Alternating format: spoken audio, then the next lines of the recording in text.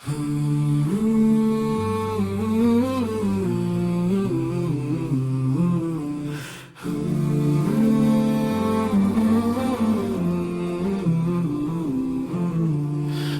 bumi suci penuh sejarah, mengalir darah tanpa arah. Tangisan anak, luka yang parah, dunia melihat tanpa resah. Masjid berdiri jadi saksi derita yang tiada henti, namun iman tetap bersemi di jiwa pejuang sejati.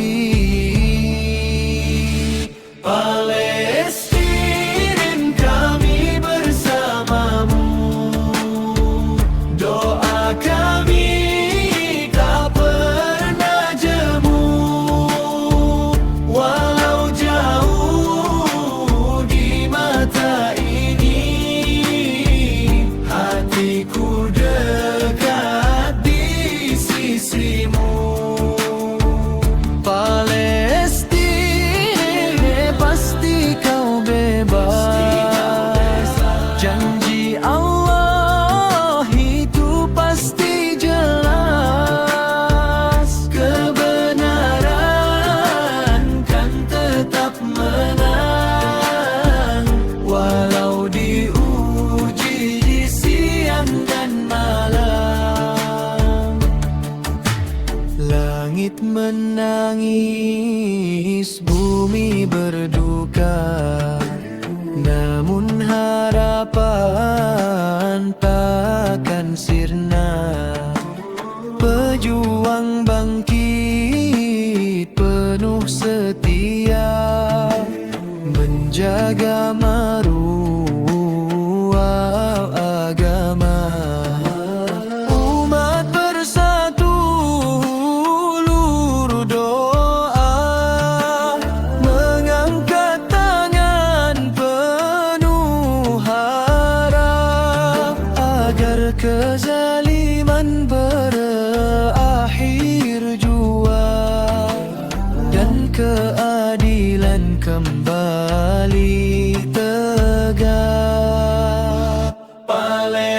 Palestin, kami bersamamu, doa kami tak pernah jemu, walau jauh di mata ini, hatiku dekat di sisimu. Palestin, pasti kau bebas, janji Allah itu pasti jelas, kebenaran kan tetap menang, walau diuji siang dan malam. Selawatullah, Allahumma sholli ala Muhammad,